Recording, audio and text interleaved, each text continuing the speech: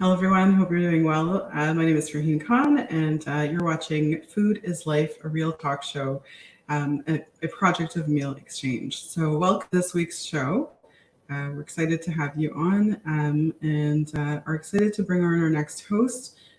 Or we have a co-host this week. Jessica Schellenberg is going to be joining me, and then we're excited to introduce our guest speaker for today. So let me go ahead and formally introduce Jessica here, and then we can bring Jessica on. So Jessica Schellenberg believes in the power of food as medicine. She's the Good Food Campus Lead for Western Canada at Meal Exchange, where she coordinates campuses in Western Canada participating in the Good Food Challenge, as well as the recently launched Good Food Now project, which is emergency aid, which we've been doing during the COVID crisis, as we all know. Uh, she started her journey at Meal Exchange as a researcher and chapter coordinator at the University of Victoria, where she hosted workshops, audited the campus's food purchasing, and helped secure a commitment by the University of Victoria Student Society to increase just and sustainable food on campus. She also has urban farming experience and currently sits on the CR Fair's Good Food Network leadership table. So welcome, Jessica. Hello. Thanks for having me. Thanks for being here. Yeah. Happy to be here today. Okay, great. So, awesome. Thanks so much for being here. It's always a pleasure to have a co-host on the show, and just participate in the conversation. So let's move on now to introducing our guest speaker for today, Agapi Gessesse. So Agapi is a dear friend, and I'm going to read her bio so that you can really understand, the awesomeness of who she is. So Agapi Gessesse is a powerful, influential, and fearless changemaker.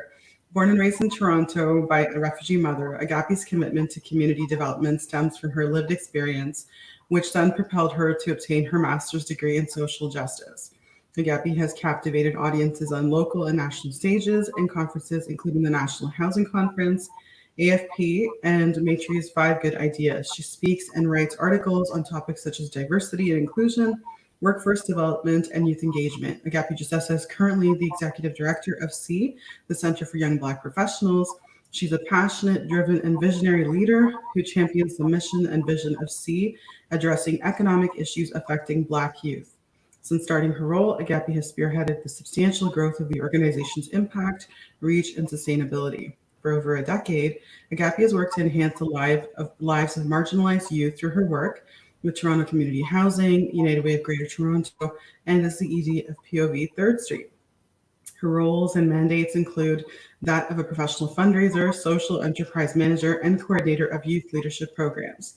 Agapi's accomplishments and practical impact continues to burgeon, and she's received a number of awards, including the Dial Mover in Tech in 2019, the Maitre Fellow, and the Aroni Award. So welcome, Agapi, to the show. Thanks. I feel like I need to shorten that so I don't blush for so long. Thanks for having me. Of course. This is really great. We're excited to have you on the show.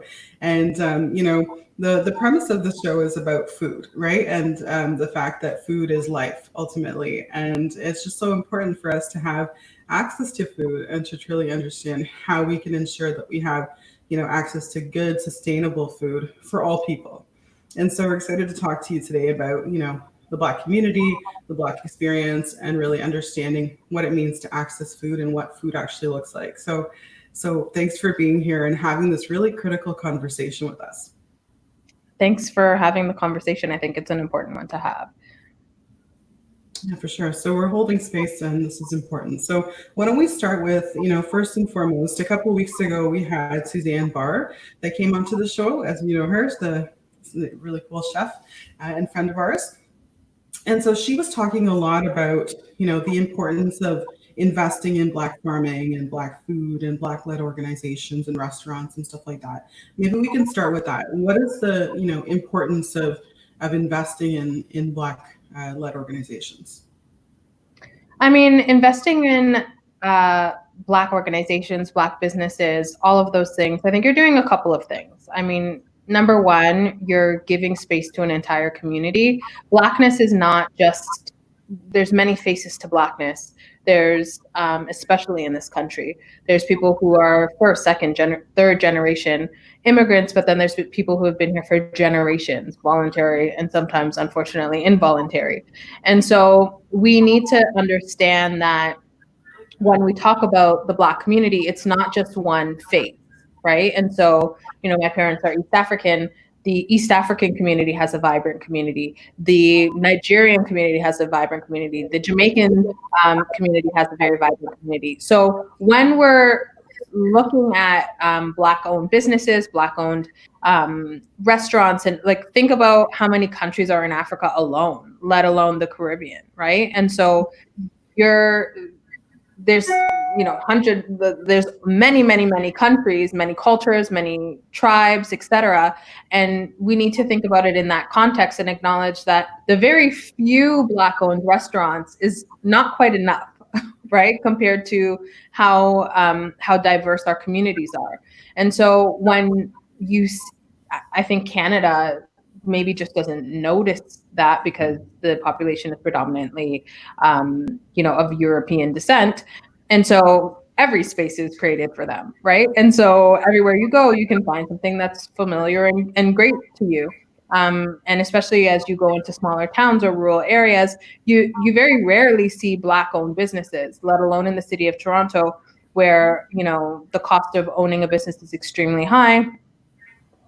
Renting a space, simply is just unattainable for some people.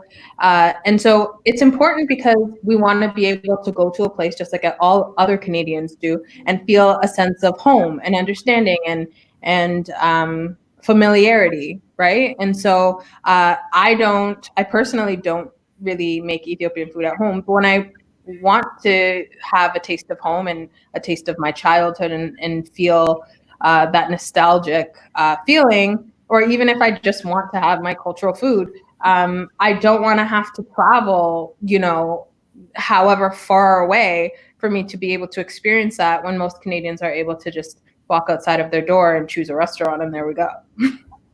Yeah, absolutely. Yeah, so I think that it's important, and I think that it's not that we cannot look at the Black community as just one dimensional. There's not like Black food. It's many culture foods.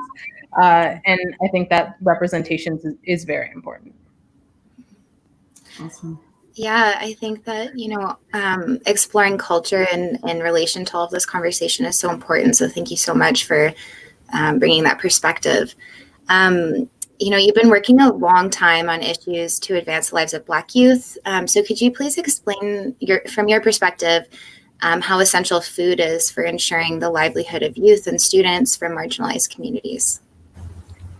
Yeah, I mean, part of the reason why I do this work is from my lived experience, right?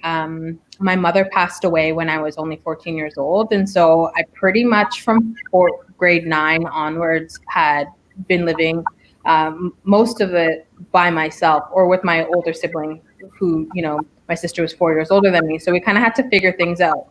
And so, purchasing food was a thing, right? Like and at 14, working a part-time job, I didn't really have much money. And moving into, when I was solely living on my own, 16 and on, I worked a lot of jobs. Like at one point I was working 3 jobs and going to school. And food insecurity was a real thing in my house. And I think that I developed a lot of unhealthy habits in those years because I just didn't have the money to be able to afford fresh fruits and veggies, nor did I even know how to cook, right? When I was younger and I was hanging out with my mom, I wasn't expecting for her not to be around. So I wasn't, although she would pull up a chair and make me watch her cook, I wasn't taking notes, And so food insecurity is a thing for young people. When you don't have money, the only things that I remember eating mecalinas because that was just the thing to buy, right? It was $1.75 at the time. And it was quick, easy, and I put it in the microwave and then I was fed. But did it have any nutritional value? No. But was I thinking about that at that time? No, I was thinking I just need to eat something. And this is what it's going to do. And I think a lot of young people, whether they're in university, in college, or just, living in a low income household, I think that people take for granted the privilege of being able to go to a grocery store and purchase all of the whole foods that they'd like and they need. I remember a lot of the times, and I'm sure this is how many households operate. I used to just grab the flyer. Whatever was in the flyer is what I was buying. And what's in the flyer is processed garbage food most of the time. And that's how people shop, because whatever's on sale is what you're going to buy. So I think that it's vitally important for young people at a young age to understand where to access food. And, food banks try their best, but I don't know if I'm sure you guys have because of where you work, but been to a food bank before, it's a bunch of carbs, right? Like it's just, okay, here's some pasta, here's maybe some lettuce, but like they're not things that you can make a meal out of. Like here's some peanut butter. Like they don't like curate a meal for you in this box. Sure. And if I could just jump into that, sorry. Yeah. One of the things around the food bank, really quickly, is just that some of the times, exactly as you said, Agapi, like they don't curate it. It's kind of, a mixed bag. You get what you get. But also sometimes people have to make really critical decisions. Like I remember when I was working with one of the food banks where people would have it was like at the bottom of one of the community housing buildings where they would take the party room and convert it into a food bank once a week. And so people would have to choose, 6 eggs or a jar of peanut butter. That was their protein option, So this type of thing, like, how do you live off of that? It's just and so like, difficult. what are you going to choose in that instance? Like, I would pick the peanut butter simply because it's going to last longer. Right. But then, right? Like, then how do you not? So it's definitely something we take for granted for sure. Mm-hmm. Yeah, and so that's. I think when we're looking at food insecurity and the ability to grow food and why that's important, I just don't. Communities don't know what they don't know, and when you're in survival mode, there's things that you just don't have the luxury of thinking about. Absolutely, absolutely. And some of the grocery stores aren't accessible either, right? That's part of the challenge too, in some of the low income communities, as we've come to find. Like sometimes, some of the young people don't want to. Like you have to leave your community to be able to go to a grocery store, and then, and so this is also part of the challenge, right? Even if you look at the midst of this pandemic we're in, like in my neighborhood, it's not a priority neighborhood. But like at Young and Eglinton, there's Metro, there's a Loblaws, and then there's these small boutiques. So like Summer Hill and Pusateri's. And in the midst of this pandemic, go to the Metro or the Loblaws, which are expensive all on their own, and you'll wait in a line for about an hour. Go to the Pusateri's or the Summer Hill or like the other little mom and pop expensive off the wall grocery store. There is no lineup. You can come right in because it's going to cost you. And when I see that, I think to myself, like, wow. So if I was a frontline worker and I didn't have the luxury of standing in this line, I'm just going to have to do without,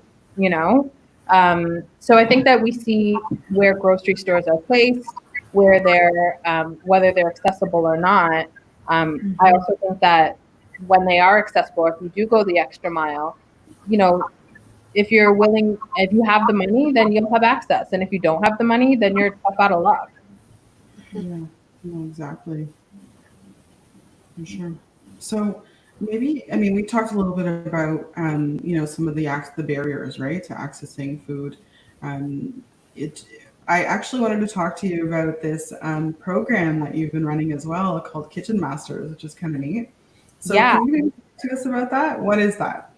Okay, so I'm actually super excited to talk about this, especially today, because we had applied for some funds to bring it up a notch, and we've been successful in that. So Kitchen Masters it's a culinary arts program, and it teaches young people culinary art skills so that they can make that into a career. And how they make that into a career is completely up to them. you want to start a catering company? Do you want to be a food critic? Do you want to become a sous chef? Whatever it is, those skills are going to walk around with those young people, and they're going to be able to make what they would like out of it. And the programs, all of our programs have entrepreneurial pieces to them, education, empowerment, etc. So they really can take their skills and take it to wherever they'd like to go. So Suzanne Barr, who is amazing, and you guys had a conversation with her, she's equally as passionate about this as we are. And we have really taken this program up a notch. It's our longest lasting program. We've ran this for about 7 years straight now. And one of the things that we're really we've always done it, but we have decided to bring up a notch is with Suzanne Barr's help. And again, it goes back to that representation piece. Our young people now have like a celebrity chef that's going to take the time to teach them these skills and really focus on cultural foods. I think a lot of the time in our society, we say that French and Italian food is like the creme de la creme. And if you don't know how to make those foods, then like poo-poo on you, you know? And the reality is our culture has created many spices and flavors, and we're coming into this whole like fusion, and our culture has been, and our foods have been taken and intertwined in others. And it's something to celebrate. And it's something that if you are cooking it with fresh ingredients, can become fine dining cuisine. And so we really want to emphasize that for our young people, that really understanding our history in where our foods are coming from, spices, the origins of that. The Moors were the ones who created breakfast, lunch, and dinner. A lot of people don't know that was a Black concept, right? And so I think that all of those pieces around Blackness and food, it's been very entrenched in our culture. So really bringing that out in our programming and helping people understand all of our programs, no matter what industry it is that we are educating these young people or skilling them up in. The reality is our ancestors have done this work before. And unfortunately, in Western society, that's not celebrated or acknowledged. But the art of cooking is something we have been a very creative and very resourceful people in creating beautiful dishes out of not much. And so I think that there's a lot to be learned from that. And one of the things that we have also incorporated, given COVID-19, is we're actually going to be creating a virtual reality. And our programming is going to be delivered using VR goggles. And Suzanne Barr's kitchen actually is going to be transformed. And so the young people will be able to put on the VR glasses and kind of be taken into this virtual kitchen from their homes. It's an innovative way of doing this type of work, but I think it also, we're not just vested in teaching young people how to cook. It's about how can you build a business? How are you going to use technology to enhance the work that you're doing? Find creative ways. They're now going to need to learn how to use the VR equipment, and right. And so who knows where that will lead them the next time in their next venture or their next step in life. And so I'm really proud of the Kitchen Masters program. The last thing I'll mention about Kitchen Masters is that we also are looking to implement balcony, I want to say balcony farming, but balcony so that sustainable food year round can be available for our members. One of the things that COVID-19, I think, is starting to help us do, because I think there's always opportunity in the midst of crisis, is be able to, all of the money that would have been spent perhaps in the kitchen, purchasing supplies for them to use there and leave there, we now can provide for them in their homes. So whatever equipment that they need will be accessible to them, years after they're done this program, right? And I think that's important. and the balcony gardens are going to be able to be accessible for them for a long period of time. And it's not just going to last us 21 weeks that they're in the kitchen with us. It's going to last, years to come. That's so beautiful. I really want to celebrate like your this holistic understanding of food and listening to you speak about how it's like healing to connect with your culture and your ancestors and to connect with the flavor of food, and seeing you just the way that you get excited and you can feel it with you. It's beautiful. And then on top of that, you're also like training people with these skills to empower them. So it's really wonderful and such a great program.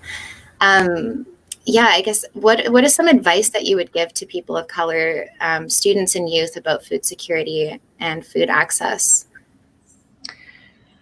I think that people often don't value, like when we talk about, good food and healthy food, a lot of the times it kind of goes over some people's heads, like, okay, there's so many other things to worry about. Like fresh food is maybe not top of my list, but it actually is so important for us to take care of our health and eat healthy and fresh foods. Half of the things that are in the supermarket, and depending on if you're going to in a low income neighborhood, likely you're going to, it's very evident when you go into a no frills versus a Loblaws, the fruits are not as fresh and the veggies are not as crisp. And I think that there's a lot of things in our food that is not good for us. And as a community, we're already vulnerable and to health conditions, and just the mere fact that most of our communities, are struggling to make ends meet. The choices of food are determining our health outcomes. And so when we're looking at, unfortunately, thanks to the City of Toronto for collecting data, race-based data, making that decision. The province doesn't collect race-based data, but we can see in the United States, it's not that Black people are going out and like touching each other. And so that's why, they're being affected disproportionately by COVID-19. It's because there are pre-existing conditions in their communities. They do not have access to healthcare in a real way. And in Canada, we love to say that we have free healthcare, and therefore, everyone's just being treated equally and has the same type of access, which is just not true. And so I say all of that to say we have to take care of ourselves, and it first starts with what we put in our mouths. It affects, the growth of our hair, the growth of our nails, how we feel in our bodies, our skin. What we put in our body is really determining how, if you're putting things that are not so great, then the outcome will physically appear. And I think that that's the important thing to keep in mind. It starts there. And I would also encourage people to go out and look for programs like Kitchen Masters, or because even if you don't end up becoming a sous chef, the skill of being able to cook, if I had the skill of being able to cook, when I was younger, then I would have made better choices. And so that's what I would say to our community is it's not just about eating fresh food just because. It's because it's actually going to help you physically, emotionally, mentally, to be able to, get up every day and deal with the realities of being a person of color in this country. Thank you for saying that, Agapi. I think the piece around the mental health is really key as well, especially when people of color, I'm I would identify as that, but not necessarily Black. But when we're dealing with so much discrimination of many kinds, it's really important for us to also be mentally well, right? And the food also supports in that for sure. So, my dearest sister Agapi, I just want to say this. This is a very difficult time for you, for your community, and for many, around the world at this time. What are some, as difficult as it may sound, what's some of the silver lining? What's some inspirational thoughts or some things that you can leave with the audience? What can we hear from you as a leader? What I keep saying is we can't unhear and we can't unsee, right? So no one can say, I don't know. You might be able to say, I don't care, right? And that's your own, moral compass. But for most Canadians who have in the past kind of said, oh, I didn't know, now you know. And so I think that it's our responsibility, not for, the thing that I fear the most is perhaps that this outcry might only last a couple of weeks. I actually think that we have an opportunity right now to take action, to build long-term relationships with the Black community and really start to understand the intricacies of our communities. Like I mentioned, we're very diverse, even in our own community. There's different aspects to us. So learning those aspects, seeing where you could help best. And it's not, the reason why we're seeing such an upheaval is because now it's everyone's problem. And I was talking with somebody the other day and they were saying, well, all of this is just it's just causing much more disaster, the protests, etc. And I said to them, but for who? Right? And I think that's the important thing to think about. Now it's inconveniencing everyone. But when our communities were suffering silently and it wasn't being broadcast and it wasn't being spoken about, not too many people were paying attention but us. But the shame of racism is not people of color's problem. It's everyone else's problem. And so everyone else needs to pick up that shame and do something about it. And it's not something that should dry out in a couple of weeks. As long as we are suffering, the entire world, the entire country, the entire province, city needs to be suffering with us. And then when we reach a place of triumph, then we can all be triumphant together. But I think that's a mentality that we need to start to have as a nation, and stop this polite naivety that racism doesn't exist in this country. It did not take a halt at the southern border. It is very prevalent and existent. Ask Indigenous people, they'll let you know. So I don't know if that was helpful, but I think that that is the call to action, is that we're in this, we have to be in this together, because when we have a problem, everyone has a problem, and vice versa. Thank you for saying that. And it's truly important. It's everybody's responsibility to engage and to try to make the world a better place at this time.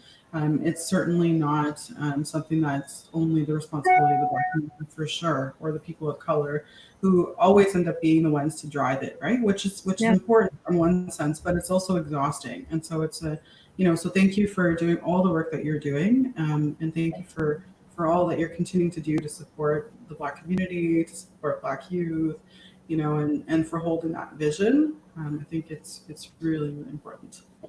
Thank you. Thanks for having the conversation. Thank you, Jess. Thank you, Farheen. Yeah, thank you so much for being here. And just to echo, of course, I couldn't agree more. Like, it's about, learning and unlearning about privileges and where those lie and where you can best be of service, and making relationships with each other, because you're right, we all need to do this together. So it's all about community. And yeah, thank you so much. Thank you. Thanks. Okay, Agapi. Well, thank you again for being on the show, and hopefully we'll have you back again soon. Keep up the great work. Enjoy the rest of your day. Thanks. You too. Take care. Bye. Okay. Thanks, Jess, for that conversation. I'm really grateful that we had a chance to really speak to Agapi and really hear her perspective. Yeah, absolutely. That was so inspiring. And, like I was saying, it's beautiful to see when someone is so passionate about their work and the energy that comes with that. And I'm very grateful as well. Thanks for having me. For sure. Okay. Well, thanks again. We'll talk soon. Take care. Okay, everyone. Well, thanks for joining us this week. As you can see, we've had a really critical conversation, and we'll continue to do so every Thursday. So until next time, take care, and we'll see you soon.